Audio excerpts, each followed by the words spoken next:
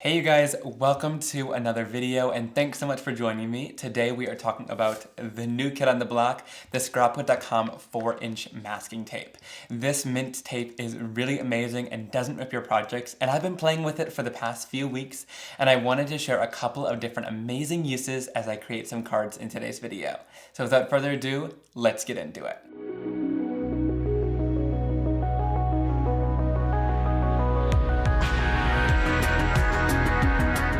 So in the past, I've done a video with the normal mint tape, and I'll link it up in the top right corner here so you guys can check it out and how to use that.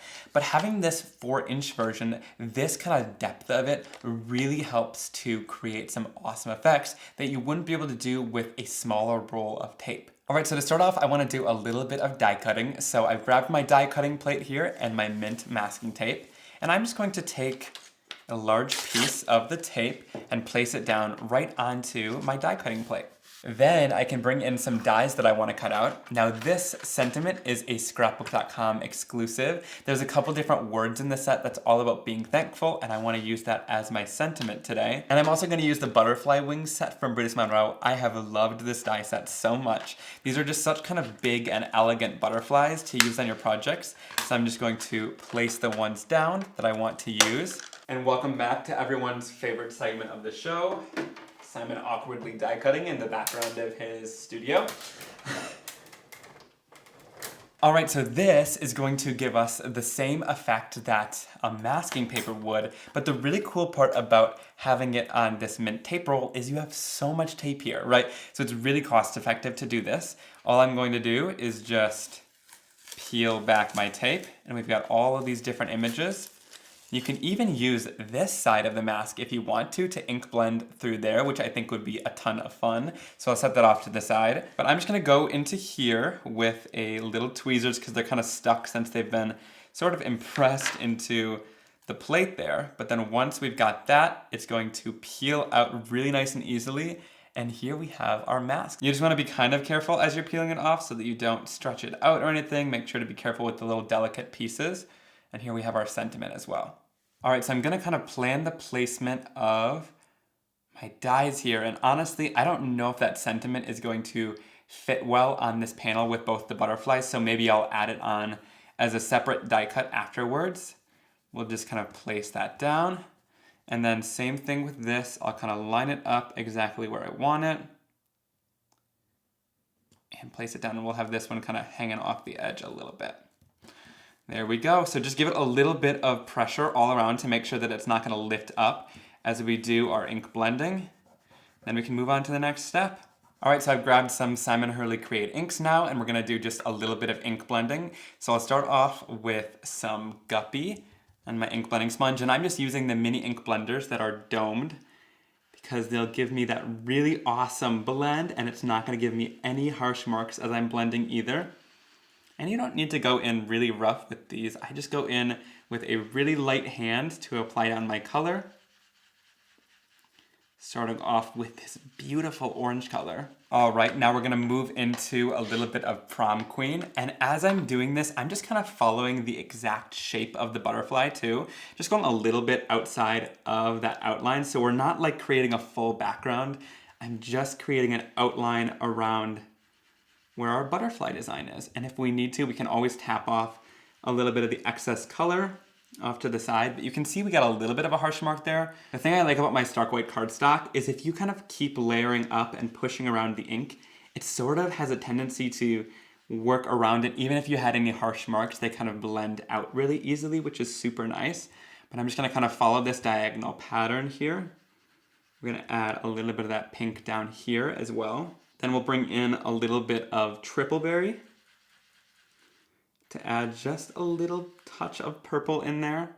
And then last but not least, we'll bring in just a bit of that Clear Skies and kind of blend it into the purple to get a really nice blend of color together. All right, and with this, I'm gonna bring in just a little bit of water and just spray a tiny bit down because it's going to kind of react our colors and give a little bit of texture there, which is really super fun. So you can kind of see it reacting there and getting some cool texture in our color. It almost gives this tie-dye effect, which I love, but if you want the color to stop bleeding and blending, go in with your Ranger Heat It tool and just kind of heat set that, and it'll make things stop moving around on your cardstock. Then once you're ready, you can go in again with those same tweezers that we used earlier and carefully lift this off the surface of the cardstock.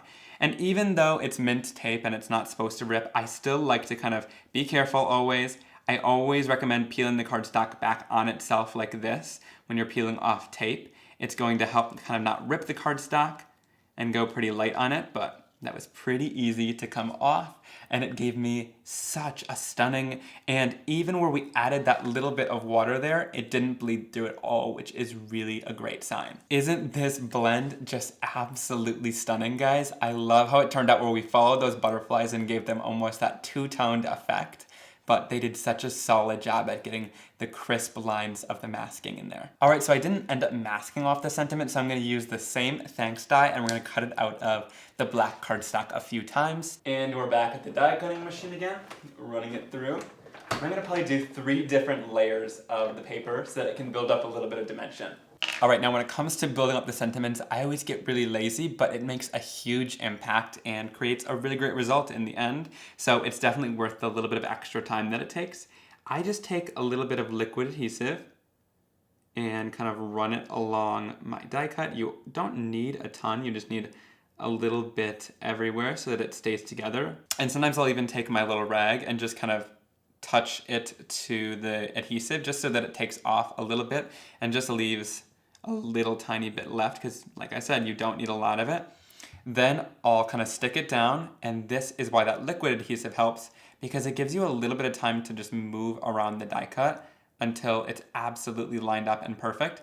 And to do this, I just kind of go around the die cut and pinch it together with my fingers. It takes almost no skill because all you're doing is just going to place it together and kind of squeeze that letter, just not really like squeeze, but hold it together with your fingers and it's going to line it up perfectly. And I just do that in a couple different areas so that the whole die cut is going to be nice and lined up. All right, so then I'm going to add a little bit of liquid adhesive onto the back of my die cut, and we're just going to center it kind of between those 2 butterflies there. And I've cut a little bit of cardstock around the edges too, so that everything's going to line up really nicely. All right, and to finish off today's card, I found the Nuvo Shimmer pen in my stash. I've really been finding a lot of the embellishments now that I've unpacked my full craft room, which is exciting. And I'm going to take this on the black and just add a little bit of shimmer onto there. And I really like this to just kind of finish off a card. It adds just a little bit of shimmer and shine to nicely embellish things. Alright guys, so that finishes off the first card for today's video. I love how easy it was to do the masking and the butterflies and get that beautiful blend, because you wouldn't be able to cut something out that big out of other masking tapes. So it's really exciting you can with this. And then to finish it off with that fun die cut and add all that amazing sparkle to it. I just love how it turned out. Now for the next card, I'm going to create a scene on my card using the masking tape. So I'm going to take my 4-inch mint tape roll, and I've cut down my card panel to 4 inches by 5 1/4 inches so that I can kind of span across the card here. So I'm going to grab something big enough to fit my whole card panel, and let's grab a scissors here, and I'm going to use these big Tim Holtz shears so that I could just cut right across. And then I'm just going to grab my pencil and kind of create a little hill on my card, and I'm just going to draw this in so that I can get it right the first time. So I've got my little hill down, and then I'll go in again with my shears and just quickly cut that out. All right, so now we have this top and the bottom section, which both are gonna be really important for today's card. So I'm gonna start off with this top section that's got the little curve in it, and all we're gonna do is place that down onto our card, and then it's just gonna follow all the way up and mask off on all sides of this. So now let's ink blend our grass. I'm gonna start off with a little bit of Psych on my domed blending tool.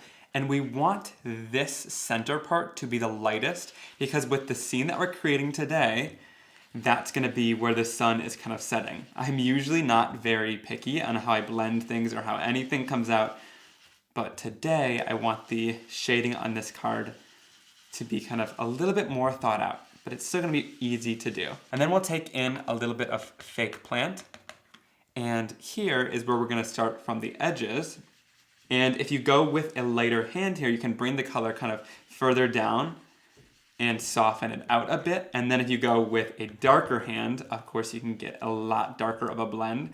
This ink is a translucent ink, so when you layer it up like this, the more I add to the edge, the darker it's going to be, which is really helpful to know when you're ink blending, so that if you have a few colors, you can really make them stretch by just layering them up like this and creating a much darker look on the edge. And if you want to, you can always bring back in that lighter color and blend a little bit between them. All right, so once that's done, we can go in, and again, this tape is not meant to rip your cardstock, right? It's meant to be less tacky so that it doesn't, but I still like to be careful, peel it slowly, and go on itself like this, kind of pull back on itself, and that's gonna help to make sure that it's not gonna rip.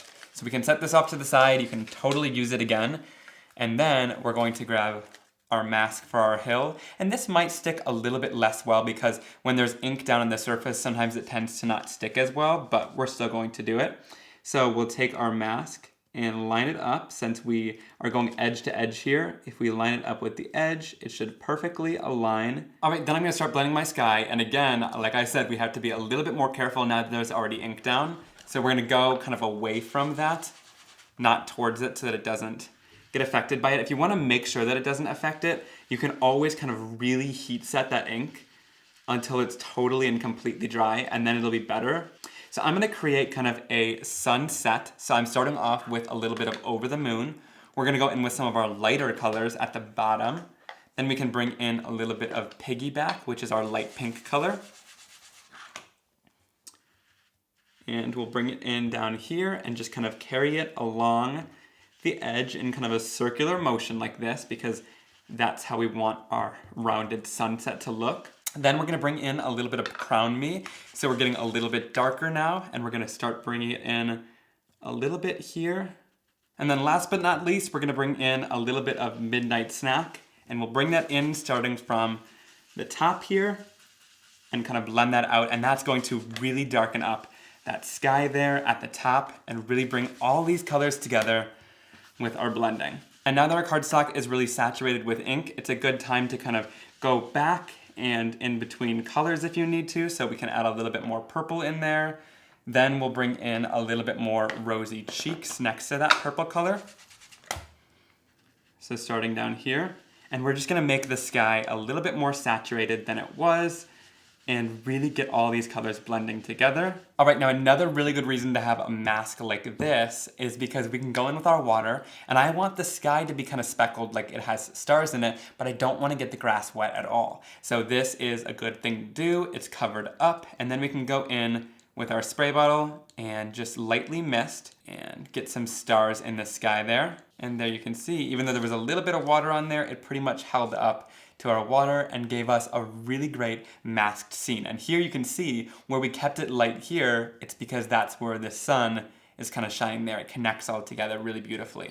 Now for this card, I want these little bunnies sitting on the hill. I'm gonna go into this Easter set called the Hoppy Easter, but of course we can just use these two little guys together and make a card with them. All right, so I'm gonna stamp the larger bunny first, and I'm gonna go in with a little bit of Jet Black Archival ink and stamp this guy down. Give it some good pressure. And then we can go in with our embossing powder. I'm just gonna use a little bit of clear because I want to watercolor this in, and the Jet Black Archival ink stays wet just long enough so that we can heat emboss it. So I'll go in with my heat tool then until it turns nice and clear and shiny. And then I'm just gonna take a scrap of my mint tape and take my bunny again because I want his arm to be interlocked with the little bunny. So I'll just take this, and this is the side we're gonna cut out. All right, so then to mask off his arm, I'm just gonna go in with this mask, and that's why this masking tape is really great because it's thick enough. So again, if I want to, I can stamp a whole image like that. Then I'll go in with the little bunny and stamp it down. All right, so when we pull this off, it's going to make it so that the little guy's arm is underneath. Whatever you want to be in front, you stamp first, you mask off, and then this will be behind whatever's in front. All right, so then to watercolor it in, I'm gonna take a little bit of woof and smear it onto my craft sheet. We're gonna use lots of gray today to color this in. And then I like to use little paintbrushes. These are Ranger's artist brushes, and I just spray a little bit of water onto my craft sheet. And I mentioned this in my last video, but I spray a little bit of water instead of using a big cup because I don't use a lot of water, but also so I don't spill it all over my work surface and get everything soaked. So that's one of the main reasons. So for this little guy, I'm gonna start off with just a little bit of water. Always start off with a little bit of water so that it has a little bit of wiggle room, and instead of the ink sinking right into the cardstock, it has a little bit of time to blend. Now for this little guy, I want him to have spots. So I'm going to go in with a little bit of that woof and just drop in some color here and there all around the bunny to give him little spots of color. Then I'm going to start off with a little bit of that color kind of diluted, and I'll add a light wash of color all over the image. And that water at the beginning really helps to keep the color moving and blending instead of it sinking right into the cardstock. So when I add my second layer, it's nice and even and smooth color then. And then for the darker shadows, I'm just gonna go in with that color with less water to make it a little bit more saturated. And if we wanna kind of blend the color together, you can bring in a little bit of water, but this is gonna help us get a darker, more saturated color without actually changing the color at all. Just dip it in and use less water on your brush to add that shading. You guys know the drill by now. I'm taking out my Fiskars Spring Assist scissors, and I'm just going to fussy cut right around these images to cut them out. And I love these scissors because, once again, they've got this kind of spring in them, so they don't make your hands tired when you're fussy cutting things out. And I find that I get a nice even line because you can get into lots of little details with the blade on these scissors. So I added some foam tape down, and then we can line these guys up in the center of our card and adhere them down for a little bit of dimension. All right, I'm gonna take the "You're One of My Favorite Peeps" sentiment from that same stamp set, and I'm gonna put it on one of my sentiment acrylic blocks.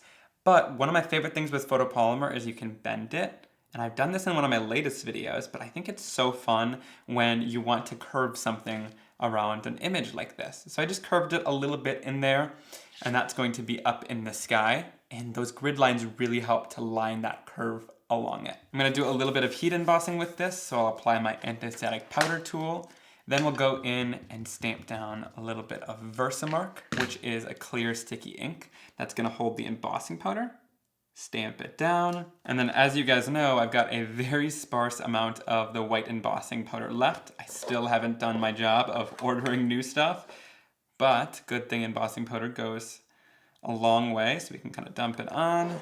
All right, I've adhered everything down, and here is the final card. I love how this turned out with the Happy Easter image that totally just works for a non-Easter card, and then building this really fun scene out using that 4-inch masking tape to cover this large area and create a scene. This is definitely one of my favorite cards I've made in a little while. Alright guys, I hope you really enjoyed that video. As you guys can see from those two cards, there's a wide variety of options you can use for this tape. Just because of its width, it really allows you to have lots more possibilities with masking, which is super exciting on your cards. Be sure to leave me a comment down below letting me know which card was your favorite from today's video. Also click that subscribe button and give me a big thumbs up if you want to see more videos like this from me. Alright guys, I'll see you very soon for another card making and crafting video. Have a great day. Bye.